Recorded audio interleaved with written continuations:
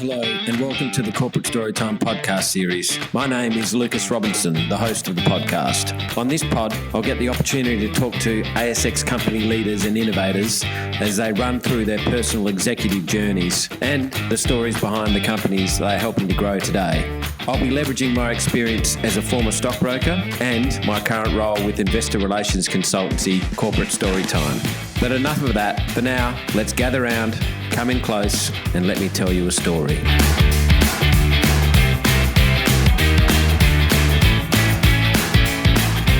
All right. Thanks for joining us again on the Corporate Storytime podcast. Today we've got Ryan Parkin with us, the Managing Director and CEO of Infinity Lithium Corporation, an ASX-listed company in the development phase for a Spanish-based lithium project called San Jose Valdeflores. Ryan, you and I sort of go back to school days, and more recently sort of, reconnected when our sons, who were sort of going through school together themselves, kicked off, started playing together in a cricket team. That was after you returned back from a stint in France. I know you were a professional rugby coach back there, and you sort of had a background in rugby, whilst, as a lot of rugby players have done over the years, juggled, a professional career and a sporting career, playing and coaching rugby. Tell us a bit about your background with respect to that stint in France as a rugby coach. Where were you, and what was it all about? What was the club that you were sort of coaching and involved with, and how did you go over there? No, look, thanks a lot, Lucas, and thanks for having me here today. I've always been involved with rugby. I've always enjoyed it, and it's been a big part of my life. When I was younger, I played overseas in Ireland and France, and always held on to the dream to get back to Europe someday. And really, that has a lot to do with how I ended up with Infinity Lithium and aligned to a Spanish project. Even last night, I was speaking to my old club president in France. It's a club called Orthez, or Union Sportive de Orthez. A fantastic part of the world to be. Hold a lot of fond memories there. And upon coming back to Perth, of course, through children's sport, I think the first couple of weeks we were back, I ran into you, Lucas, down at the local cricket club. So, it's great to be back in Perth now, probably for the better part of 5 years. But I've been really lucky to get back to Europe regularly in and around COVID, and also in the midst of it, and, really committed to our Spanish project, and, have a lot of fond memories from my time in France. Excellent.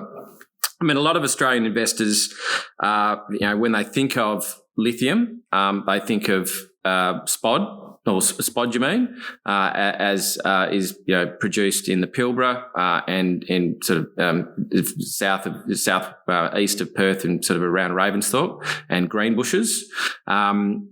How is the project that Infinity is developing in Spain? How is it different from those sort of, I suppose, traditional spodcon sort of players, or even how is it different from the South American brine lithium producers? And maybe expand a little bit on the fact that Infinity is looking to become more than just a miner. Yeah, sure. So our project's, really based on a lithium-bearing mica deposit. It's the second largest hard rock lithium resource in Europe, so probably a little more applicable to try and align it to a spod project that we're familiar here in Western Australia, and that hard rock source of lithium, versus the brines, which is, entirely different in terms of the lithium chemical extraction process. Our lithium-bearing deposit, it's been known since the late 80s and early 90s, and San Jose is an underground tin mine from the late 1960s. So this has seen underground mining activity previously.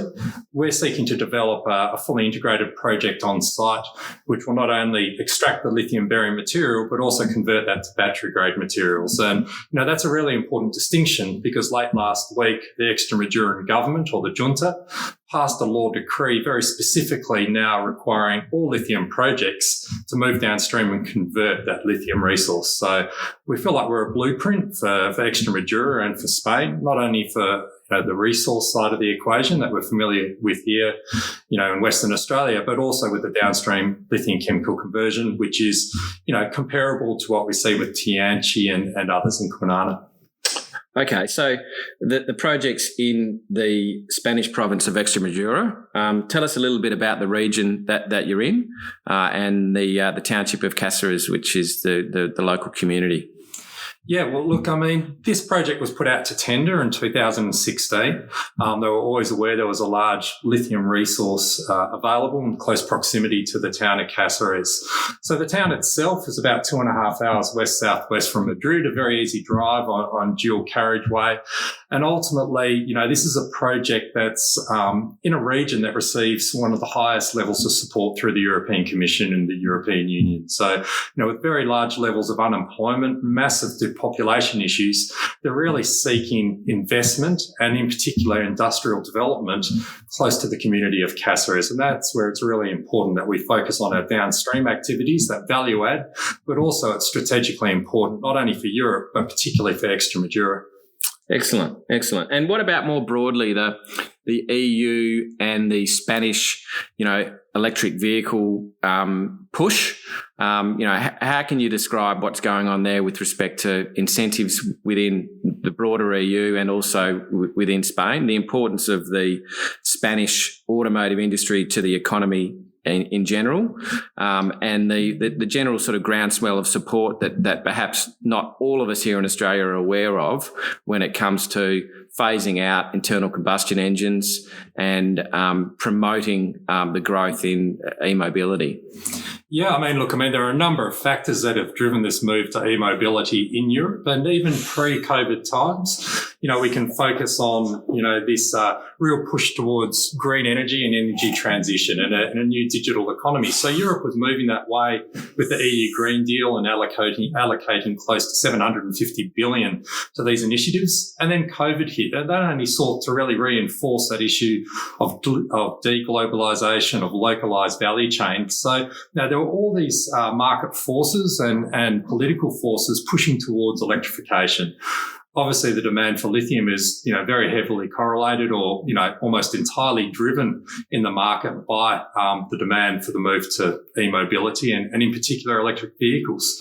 In Spain, based on the old ICE or internal combustion engine, Spain was the second largest producer of automobiles, and they're now having to look at totally revisiting their own value chain. That squeak that you heard was the door opening and the lovely people from Honeybees, our local coffee shop, delivering my long black. And what are you having, Ryan? Just a long macchiato, mate. Excellent. And Nicola, our trusty sidekick, is hopping into a hot chocolate. So with this going down the hatch, I'm sure we'll be able to wax lyrical a bit more. So look. And maybe you can talk about the importance that the European Union has on, localising those supply chains and more particularly reducing the automotive industry's reliance on Chinese chemical supply. This is playing out right here and now, and even overnight, Thierry Breton, the European Commissioner for the Internal Market, really highlighted the need to secure sustainable supply chains and really step away from relying on other sources of raw materials that underpin their economy. This has really been driven more recently. The tragedy that's unfolding in the Ukraine, we can all see, it's been weaponized. The Nord Stream 1 was turned off last week in terms of Europeans actually being able to access energy, gas, oil, and the ability to store energy in the future through lithium-ion batteries, whether it's stationary storage from photovoltaic and wind and hydro, all the way through to e-mobility and lowering that carbon footprint. Europe's really banked their future on a battery passport that will govern e-mobility and the CO2 footprint that goes into lithium-ion batteries. But more particularly now, there's a very clear narrative in and around Europe and ultimately some of the pressures from the East at the moment. Excellent.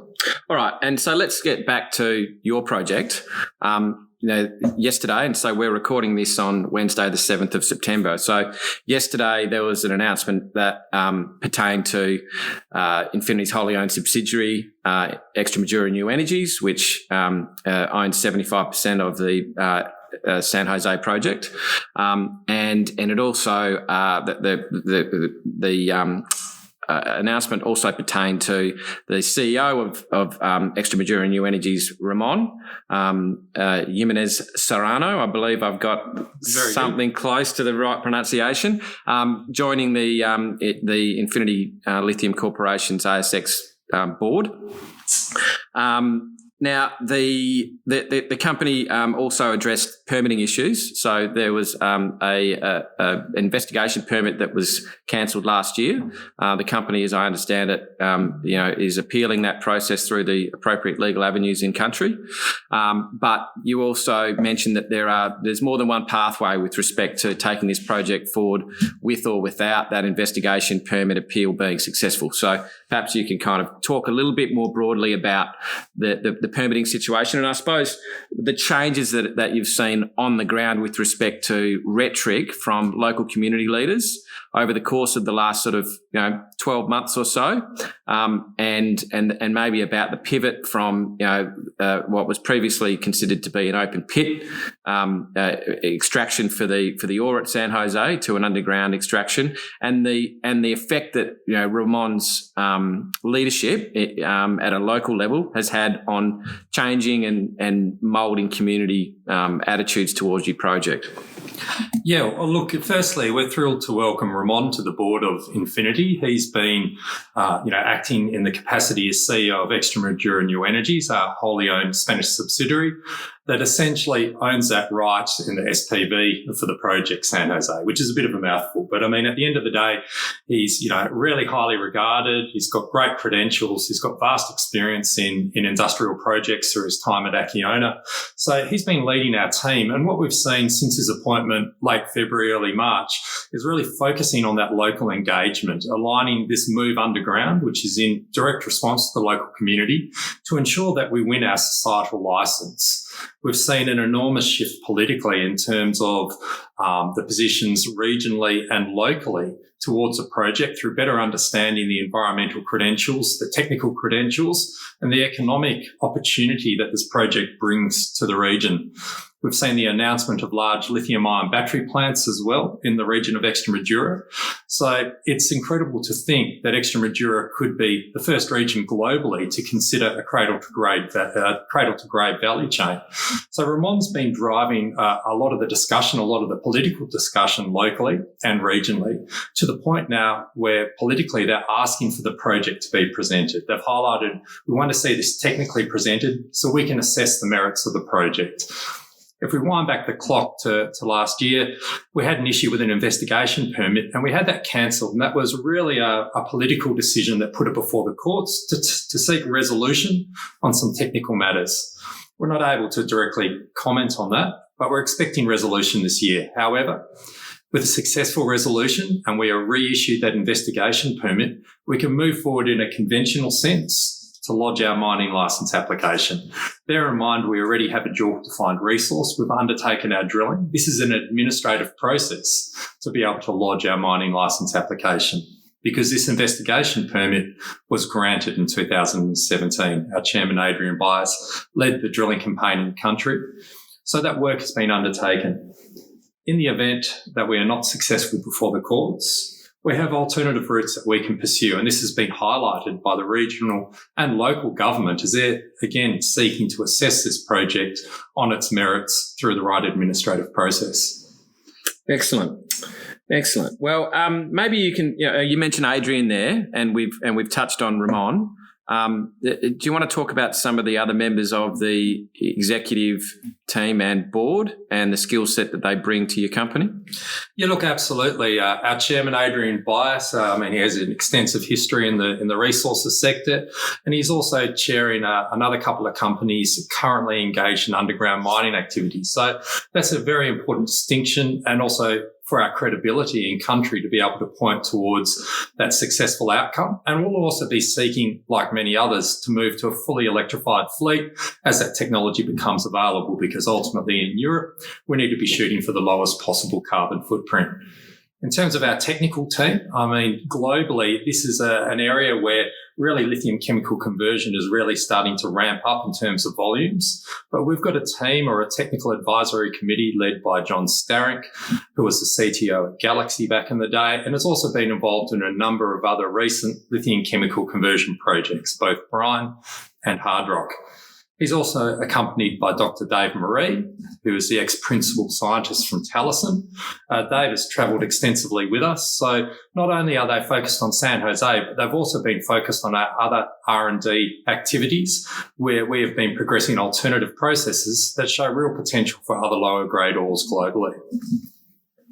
All right, excellent, Ryan. Well, my understanding is that Extremadura is really a hub for renewable energies, and Infinity plans to tap into that opportunity. Can you sort of explain a little bit about the partnerships that you've got in relation to harvesting some of the opportunities that are available in a place like Extremadura from that renewables perspective? Yeah, I mean, Extremadura currently speaks for approximately a quarter of all of Spain's photovoltaic electricity that is generated.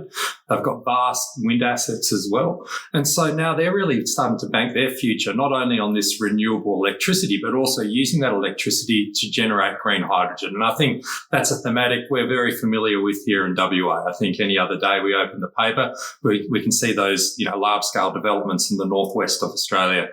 As we look to Spain and particularly Europe, Extremadura now is trying to position itself to export its energy, again, in much the same way as Western Australia, but in their case, throughout Europe. So ultimately, green hydrogen, not only for export, but from our perspective, we want to use green hydrogen to power our kiln. It's the largest emitting component. And if we can step away from natural gas or blend, that's going to have a massive impact in terms of our CO2 footprint and also a potential pricing premium in the market in the future. Where we sit at the moment, we can tap into the grid and attain 100% green energy certificates for our electricity, but we're in discussions to localise our supply. So localise our supply of green electricity through a standalone photovoltaic installation and also the production of green hydrogen. So there are world leaders within Extremadura and particularly within Spain, some large companies that have the runs on the board that have produced green hydrogen and have extensive renewable assets. And it's also my understanding that from an environmental point of view, a lot of the sort of chemical inputs are benign. And a lot of the waste material is also sort of environmentally friendly and can be recycled. You can probably talk about the water side of things as well. Yeah, look, I mean, at the end of the day, we've been developing a sulfate roast process flow sheet, and we have a provisional patent pending that we're due to lodge, having just completed our test work program with ERT-NO Energy support. So ultimately, the funding that has been provided through Europe has essentially driven our entire test work program over time. So look, definitely from where we sit in our inputs, the real attraction here is it's a slightly different process from a hard rock lithium chemical conversion process with regards to spodumene. We'll be introducing a potassium and a sodium sulfate in the kiln and using a water leach to be able to produce our lithium sulfate in solution. And we're actually able to recycle a lot of those reagents. So we end up with a much more benign tailings footprint. With the move now underground, we are able to return close to 60% of that material back underground.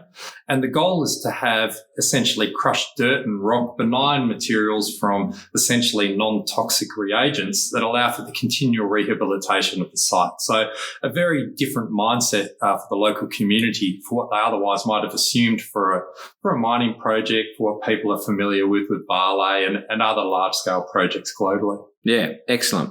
Well, it sounds like you've got a lot on your plate. What's coming up sort of in the next couple of weeks and months for Infinity? Yeah, look, I mean, we're back on a plane for our fourth visit to Europe since February. So we'll be leaving next Tuesday. We've got a number of things on, site visits, obviously engaging politically and locally. We have a Fast Markets conference in Barcelona where I'll be on a panel discussion. And also we have another conference in Lisbon, which is an EIT-sponsored event and really a pitch-style conference, which should be quite interesting as well across all facets of the value chain. So there's a lot going on in Europe. Europe's come back from their summer break and ultimately we're seeing a lot of activity not only in terms of conferences and commitments with our project, but politically through the European Commission. We're expecting some very strong statements as they realise, their exposure and unavailability of raw materials is definitely a matter they're going to have to deal with imminently. Yeah. Well, I mean, I mentioned earlier on that our kids were in a cricket team together, and your son was fresh off the boat from France, probably hadn't really spoken much with peer group outside of the French language. Turns up, is given a pair of cricket whites and a totally unfamiliar game, and he goes and tries to learn it whilst he's sort of settling back into Australian life. And what struck me was he's come from overseas.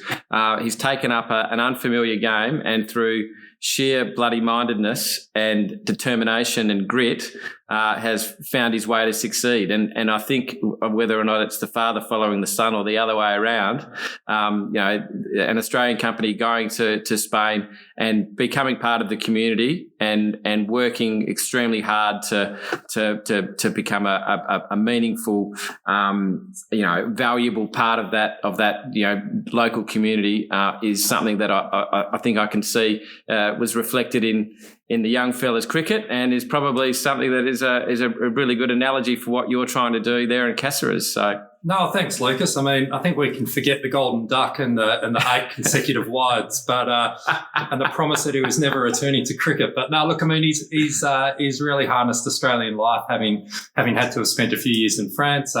He's now entirely into his cricket and his Aussie rules footy as well. So I believe we've managed to bring the Australian out into him. But likewise, also hope he maintains those roots in Europe and gets back there as he starts to head into adulthood now. Yeah. Excellent. And of course, I haven't mentioned your daughters, but you're a good family man, and I can tell that you've really put your heart and soul into building Infinity. I really hope it is successful. I certainly believe it is going to be. I disclose my own personal shareholding and my interest in this company being successful, and I really wish you all the best. And I think you've got a great project in the right commodity and in the right location. So all the best, mate. No, look, thanks again, Lucas, and it's been great catching up with you, mate. Good on you.